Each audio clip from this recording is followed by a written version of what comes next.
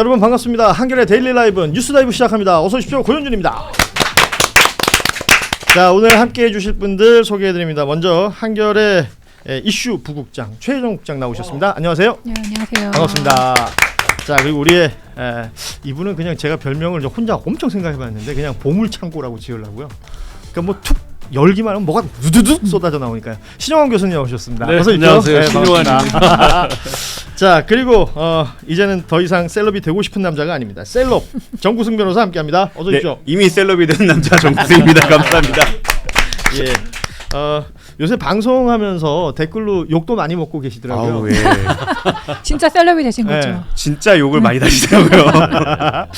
예. 본인의 의견에 대한 그 시청자들의 반응이니까 네. 그 또한 또 받아들여야 될 것이다. 너무 따뜻하셔갖고. 예. 예. 살이 많이 쪘네요. 그래서 그런지. 아, 예, 다시. 뭐, 욕도 먹으면 살찝니다. 제가 먹어봐서 알아요.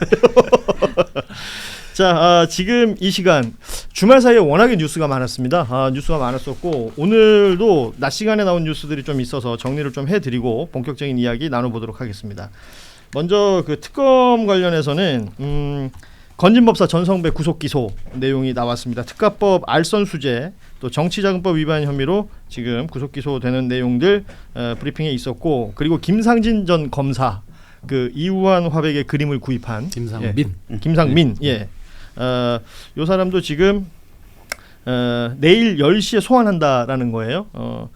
뭐 비단 이 내용 말고도 특검에서 물어볼 게 많은데 예, 지금 이 정도 내용이 나왔고, 한덕수 전 총리 관련해서도 출석 얘기가 있는데 이건 아직 뭐 미정인 것 같아요. 만약에 안 나온다면 재소환하겠다라는 얘기까지 오늘 나왔고요. 그리고 무엇보다 많은 분들이 관심이 있었던 게 대통령과 여야 대표의 만남이 있었습니다. 이 만남 이후에 공동 브리핑을 했는데요. 여야 그러니까 민생경제협의체 구성에 합의를 했다라는 내용 속보로 나와 있습니다. 그러니까 뭐 구체적인 내용들은 우리가 또 보도를 이후에 봐야 알겠습니다만 모두 발언들이 있었는데, 먼저 국민의힘 장동혁 대표는 글쎄요, 이게 될지 모르겠는데 특검 연장법이나 특별재판부 관련해서는 대통령이 거부권을 행사해달라 뭐 이런 얘기를 했고요. 그리고 정청래 대표를 향해서 그 악수에 응해줘서 고맙다. 예, 악수를 하긴 했습니다 오늘. 네, 예. 네. 그 대표되고 계속해서 뭐 쑥과 마늘을 드셨나 보던데 농담 삼아서 악수해줘서 고맙다라는 얘기를 했고, 정청래 대표는 검찰, 언론, 사법개혁 이른바 이 3대 개혁에 여야 머리를 맞대야 한다.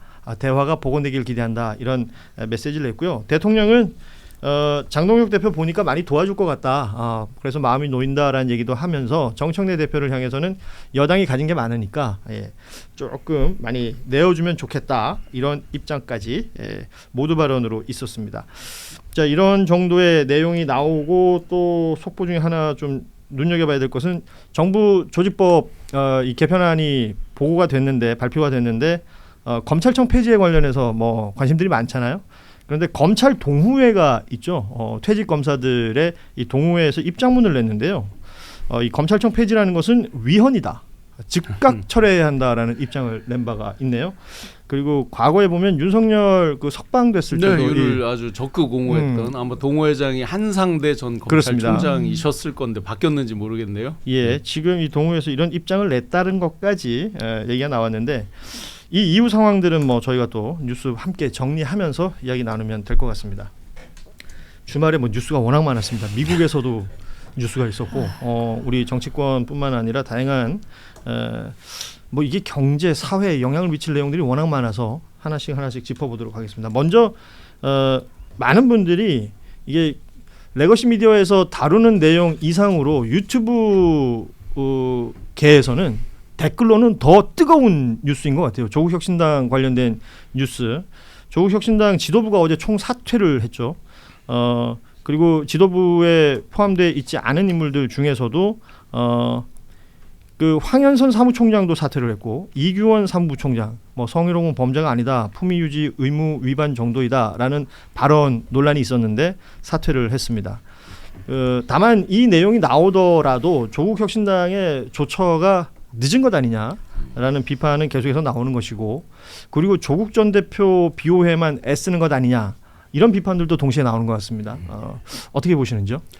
글쎄 정말 뭐 유구무원이라고 해도 과언이 아니죠. 저희 뭐 많은 남성들이 다 이제 정말 촉을 세우고 같이 고민하고 같이 반성할 부분 해야 되고 하는데 제가 대학에서 이제 강의하면서 그 교수들 그 성인지 감수성 및 그 교육을 계속 받아야 돼요. 맞아요. 그렇죠. 정치권에도 도입해야 된다고 생각합니다. 계속 받게. 왜냐하면 이제 하다 보면 정치 현장에서 부대끼는 일들이 많잖아요. 예.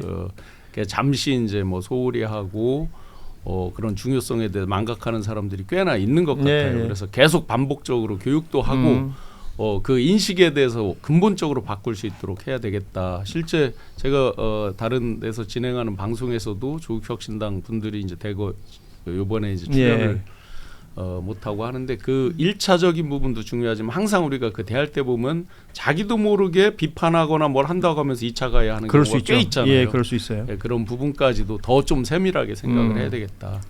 하나 아쉽다 그러면 그 당의 이름이 뭔지를 생각을 해보면 그 아이덴티티 예. 자체의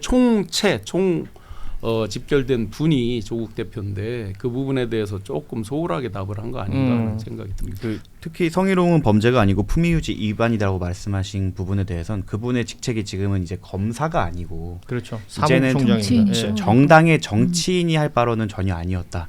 그리고 검사가 그렇게 법리적인 판단을 할 수 있지만 그걸 피해자가 들을 수 있게 또 하면 안 되죠. 그렇죠. 그것 자체도 수사기관이 내 편을 들어주지 않는구나라는 그런 2차 가해가 될 수 있기 때문에 여기에 대해서는 조금 더 조심했어야 되는 게 아닌가 싶고 또 조국 전 대표님께서 뭐 나와서 자기가 옥중에 있었기 때문에 할 수가 없었다라고 하지만 그 옥중에 있을 때 강미정 대변인이 사퇴를 한 게 아니잖아요. 예. 나오신 다음에도 충분하게 움직일 수 있는 시간이 있었고 그렇다고 피해자들이 뭐 편지를 보냈다 뭐 했다라고 많이 조치를 취하라고 요청을 했음에도 불구하고 안 됐기 때문에 거기서 절망감을 느껴서 사퇴를 하신 거기 때문에 이에 대해서는 이게 뭐 법조인으로서가 아니라 정치인으로서 일정 부분 책임을 져야 된다고 생각합니다. 예. 그러니까 이게 지금 대처 방식을 보면, 그러니까 성비위 사건이 발생했을 때 그거에 대해서 당연히 처분을 하고 그다음에 이제 이걸 당이 처리를 이제 후속으로 해야 되는 거잖아요. 근데 이 자체가 좀 총체적으로 좀 문제가 있는 것 같아요. 그러니까 일단은 뭐 성비위 사건 자체도 문제지만 뭐 그다음에 2차 가해, 그다음에 이걸 당을 수습하는 과정에서 피해자에 대한 고려가 없어요. 그리고 그 어제 황현선 그 사무총장 사퇴할 때 저는 그 발언이 좀 굉장히 좀 문제적이라고 생각을 하는데 여기에는 피해자에 대한 사과 내용이 없거든요. 그러니까 이 당을 혼란에 빠뜨려서 죄송하다. 그리고 뭐 조국 전 대표에게 좀 그런 내홍의 서게에서 미안하다. 그리고 가해자에게 우산이 되지 못해서 미안하다. 그러니까 가해자로 지목됐는데도 우리가 우산이 되지 못해서 미안하다. 그러니까 이게 피해자에 대한 내용이 없어요. 그러니까 도대체 뭘 사과하고 뭘 잘못했다는 건지가 저는 분명하지 않아서 이 부분은 좀 그러니까 공당으로서 도대체 공당의 정치인이 있고 주요 당직자가 할 말인가 저는 솔직히 그렇게 생각하고 그리고 근데 조국 전 대표에 대해서도 좀 실망스러운 부분들이 분명히 있죠. 그러니까 이게 당의 이름이 조국혁신당입니다. 그러니까 조국 대표를 빼고는 말을 할 수 없는 당이고 실제로 옥중에서도 굉장히 활발한 활동을 하셨잖아요. 뭐 책도 쓰고 뭐 정치적 발언도 많이 하시고. 근데 이 사안에 대해서는 굉장히 소극적이고 나와서도 피해자가 만나자고 했는데도 그걸 계속 미뤘단 말이에요. 그러니까 그런 것들을 보면 실제로 별로 의지가 없지 않았냐라는 의심을 받을 수밖에 없는 거고. 좀 지금에 와서 이제 어떤 식으로도 수습을 하려고 하는 모습이긴 한데 좀 전반적으로 좀 책임 있는 정치인의 모습인가 좀 그런 의문은 좀 듭니다. 이거 뭐 전체적으로 정리해 보면 1번은 너무 늦었다. 그렇죠. 라는 반응. 피해자가 먼저 목소리를 내기 전에 충분한 조치가 이루어지지 않았다라는 부분은 뭐 이건 사실관계 그대로인 것 같고요. 그 이후에 대처에 대해서도 뭐 개개인들의 어떤 발언들, 2차 가해성 발언이나 이런 것들을 두고도 평가를 하는 것입니다만 실망스럽다, 안타깝다, 분노한다, 다양한 반응들이 펼쳐지고 있는 상황이고 아직도 진행 중인 것으로 보입니다. 부디 생각해야 될 것은 그 피해자에 대한 2차 가해는 더 이상은 있어서는 안 될 것이고 조국혁신당도 의원 12명의 이 제3당입니다. 이 제3당으로서의 이 공당으로서의 모습, 비대위 체제를 출범한다고 하는데 그 이후 상황들도 모든 국민들이 지켜보고 있을 것이다라는 것을 염두에 두고 행보를 해줄 것으로 믿습니다. 요즘 일반 시민들도 제가 오늘도 아침에 이제 새벽에 지하철 타고 10,000원일 때 주로 이제 곧 타는데 이렇게 보다가 앞에 분 여성분 어깨 이게 신체 접촉이 있을 수 있죠.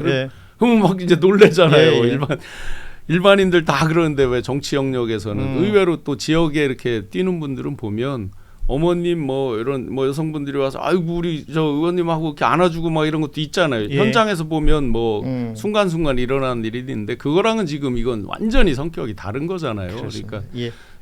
뭐 어떤 말로 자꾸 회피하려고 하지 말고 자기들이 이제 진정성을 갖고 제도적인 것들 그리고 재발 방지 이런 거에 대해서 정말 석고되지 않은 심정으로 마련해야 될 것 같습니다. 예. 자, 다음 뉴스 보겠습니다. 이 뉴스는 저는 그 실시간으로 이 청문회를 보고 있던 분들의 그 반응이 굉장히 인상적이었거든요. 저희 이 뉴스다이브 제작진들도 방송이 진행이 될 때 이 청문회 또 진행이 됐었기 때문에 보고 계시던 분들을 이렇게 멀리서 보거나 옆에서 보거나 뭐해라고 할 때 다들 한숨을 쉬셨어요. 아우. 지난 5일에 있었던 법사위에서 열었던 검찰개혁 입법 청문회 뭐 풀 버전을 보지 못하신 분들도 많을 것이고 일부 보도를 통해서 나오는 증인들의 증언 내용들을 보신 분들 그리고 의원들의 이 질의 내용을 보신 분들이 있으실 텐데 그것만 보고도 굉장히 이해가 안 되는 장면들이 많았던 것 같습니다. 특히 증인으로 출석했던 이 수사관들의 발언, 태도 계속해서 논란이 이어지고 있는데 기본적으로 정리를 해보자면 여기에 나왔던 그 서울 남부지검 전 부장검사죠. 이제는 박건욱 부장이 압수계 쪽에서 벌였다고 보고를 받았다 이런 증언을 해요. 그리고 이 수사관들은 두 명의 수사관이었습니다. 김정민, 남경민 이 여성 수사관들이 나왔었는데 압수물을 기계적으로 확인, 접수, 처분하는 업무를 했고 띠지가 둘러싸여 왔는지도 기억이 나지 않는다. 해체를 했는지도 기억이 나지 않는다. 이 기억나지 않는다는 말을 계속해서 했는데 현재로선 기억나지 않는다. 이 말도 되게 많이 했던 것 같습니다. 일단은 이 청문회에 대한 감상평이랄까요? 이런 것들부터 좀 들어보죠. 형사 재판을 많이 하는 입장에서는 이제 거짓말하거나 코칭을 받아온 증인의 전형적인 태도입니다. 왜 나가고 그래? 전형적으로 자주 보이는 태도고 이제 의원님들 중에서도 형사 재판의 경험이 많으신 분들이 이제 증언을 유도해내기 위해서 빌드업도 잘 하시고 해서 사실상 저희가 녹취록으로 따면은 바로 판사님께 제시할 수 있을 정도의 의미 있는 진술도 몇 개 나왔다고 생각을 합니다. 그래요? 예. 우리 신 교수께서는 어떻게 보시는지? 글쎄 이거를 검찰 개혁에 불을 확 땡기게 해줘서 고맙다고 그래야 되지 진짜 정말 어이가 없는데 이 무슨 뭐 이렇게 뇌과학적으로 보면은 눈알이 이렇게 눈동자가 우측으로 굴러갈 땐 주로 거짓말이라는 거잖아요. 심도 있는 거짓말하게. 근데 진짜 공통적으로 이 두 분이 하고 이렇게 할 때는 우측으로 진짜 가더라고요. 유심히 보니까. 유독 그 눈이 이렇게 움직이는 게 많이 보였어요, 사실은. 네. 예. 그런데 거기에 뭐 비읍시옷이 그러면 야 남들도 다 이렇게 하는 거야 보수야 그건가? 보수야. 보수들아 다 이렇게 하는 거야 그건가? 그럴 수 있군요. 정말 화가 나는데 여기서 이제 그 일단을 볼 수 있는 게 입사한 2년 차 이내의 사람들이잖아요. 예. 그들조차도 이렇게 정말 오만 방자할 정도의 태도로 국민을 대표하는 그 국회의원들이 그것도 선수가 아주 높은 분들이 앉아서 이 국가의 아주 중요한 일을 하는데도 거기서도 이 잔머리를 굴리면서 그렇게 정말 뻔뻔하게 거짓말을 할 수 있다. 이 검찰의 오만함을 그대로 우리가 보고 있던 거죠. 아니, 저는 그 쓰셨잖아요. 거기다가 메모를. 예. 왜 저렇게 쓰셨을까 그냥 속으로 생각하면 됐지. 그리고 계속 이제 기억이 나지 않는다라는 게 너무 전형적인 얘기들이어서 저거를 반복하면 그냥 넘어갈 거라고 어디선가 코치를 받은 것 같은데 너무 무책임하고 저렇게 하면 오히려 문제가 커질 수도 있다라는 거를 왜 모를까 약간 좀 안타까웠어요. 예. 전 청문회 보면서 이제 의원들의 질의도 말씀하신 것처럼 뭐 빌드업하는 질의도 있었고 아주 패부를 찌르는 질의들도 있었는데 저는 그 이번 청문회의 씬스틸러는 김필성 변호사가 아니었나 싶어요. 그 조항들 조목조목 짚어주는 내용이라든지 아니면 그 김필성 변호사 발언 중에 그런 게 있었죠. 저 사람들이 가장 무서워하는 사람이 누구일까? 지금 이 현장에서. 예. 계속 결국은 검사가 수사하고 검사가 기소하고 검사 봐줄 수도 있다라고 생각하니 그들만 무서웠던 게 아닐까. 여기 현장에 있는 국회의원들도 아니고 이 방송을 보고 있는 국민들도 아니었을 것이다 라는 이 지적이 굉장히 저는 인상적이었었는데 말씀하신 것처럼 이 청문회를 대비해서 사전에 작성된 것으로 보이는 문건이 청문회 중에 언론 보도가 됐고 그래서 그것을 장경태 의원이 바로 지적을 하면서 이 문건이 알려지게 됐지 않습니까? 말씀하신 손으로 쓴 손글씨가 있었습니다. 나머지 것들은 이제 타이핑되어 있는 것도 있었는데 손으로 쓴 내용들 남들 다 폐기해 비옵 시읒드라 비읍 시옷드라 이 내용이 가장 이제 눈에 확 띄었고요. 그 다음에 폐기 화살표 나 몰라 그리고 지시 X 책임 수사 중. 그러니까 어떤 워딩이 나오면 어떻게 대응하라라는 것으로 이해가 되는 이런 일종의 메모들이 있었습니다. 뭐 그 수업 시간에 수업 듣다가 지루하면 이제 귀퉁이에 낙서하는 그런 형태 같기도 하고 그런 생각이 들었었는데 여기에 관련해서 질문을 해도 뭐라고 정확한 태도를 보이지 않았어요. 계속해서 이제 책임을 회피한다던가 아니면 본인은 기억이 나지 않는다. 이 두 사람의 수사관은 시종일관 기억나지 않는다였습니다. 아니 그렇게 기억력이 나쁜 사람들이 어떻게 남을 수사를 하는 거예요, 도대체? 제가 우연치 않은 기회에 그 준비 문건을 보고 왔습니다. 근데 그 문건을 잠깐만 준비 문건이라는 게 뭘 얘기하는 그 거예요? 수사관들이 청문회를 준비해서 써왔던 문건. 우리가 지금 이제 비읍 시옷 거. 있는 이거 비읍 시옷까지 확인을 하고 왔는데. 직접 보셨다는 네, 거예요? 직접 보고 왔습니다. 우연치 않은 기회에 보고 왔는데 그 내용이 자기들끼리 준비했다고는 볼 수 없는 구성이었고 그 층이 역시 수사관들이 준비했다고 보기엔 좀 어려운 내용이 있었습니다. 구체적으로 말씀을 드리면 키워드. 잠깐만. 근데 이 말 해도 뭐 본인한테 괜찮은 거예요? 뭐 저는 정치인도 아니고 뭐 변호사인데요. 자, 우리 제작진 정확하게 선을 긋고 들어갑니다. 정구승 변호사가 뭐 직접 언론에도 나와 있고 하니까 본 내용이에요.